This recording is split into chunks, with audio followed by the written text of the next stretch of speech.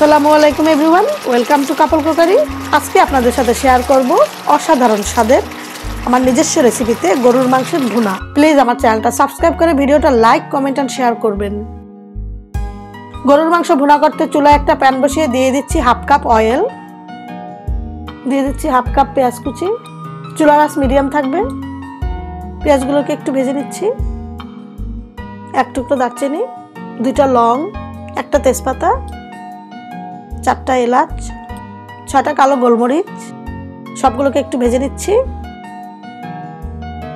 1 table চামচ আদা বাটা, 1 table চামচ রসুন বাটা, একটু নেড়ে দিয়ে দিচ্ছি 1 টেবিল চামচ মরিচের গুঁড়া, 1 চা চামচ হলুদের গুঁড়া, 1 টেবিল চামচ ধনিয়ার গুঁড়া, 1 চা চামচ জিরার গুঁড়া, একটু নেড়ে দিয়ে দিচ্ছি স্বাদ মতো লবণ। একটু পানি দিয়ে মশলাটা কষিয়ে নিচ্ছি। মশলা কষানো হয়ে গেছে। দিয়ে দিচ্ছি আগ থেকে ওয়াশ করে রাখা 1 কেজি গরুর মাংস।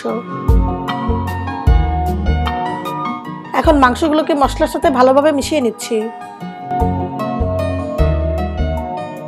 ঢাকনা দিয়ে ঢেকে হাই হিটে 20 মিনিট জাল করব। 20 মিনিট পর মাংস থেকে অনেকগুলো পানি বের হয়েছে। এই পানি দিয়ে মাংসগুলো কষিয়ে নেব। আবার ঢাকনা দিয়ে ঢেকে 10 মিনিট হাই হিটে জাল করব। এখন মাংসগুলো দেখতে ঠিক এইরকম হয়েছে। মাংসগুলি ভালোভাবে কষানো হয়ে গেছে। মাংসগুলোকে সেদ্ধ করার জন্য দিয়ে দিচ্ছি হাফ কাপ গরম পানি। ঢাকনা দিয়ে ঢেকে এগুলোকে জাল করব। মাঝে মাঝে নেড়ে দেবো যাতে মাংসগুলো পুড়ে না যায়। অল্প অল্প করে পানি দিয়ে মাংসগুলোকে সেদ্ধ করে নেব।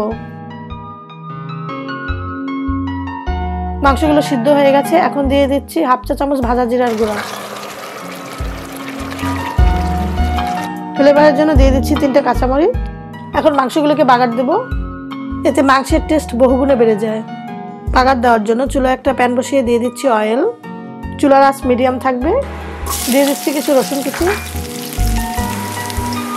রসুনগুলি হালকা ভাজা হলে দিয়ে দিচ্ছি কিছু আদা কুচি।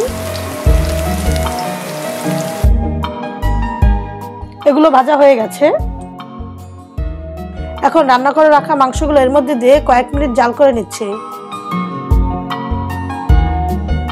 তৈরি হয়ে গেল অসাধারণ স্বাদের বিফ ভুনা।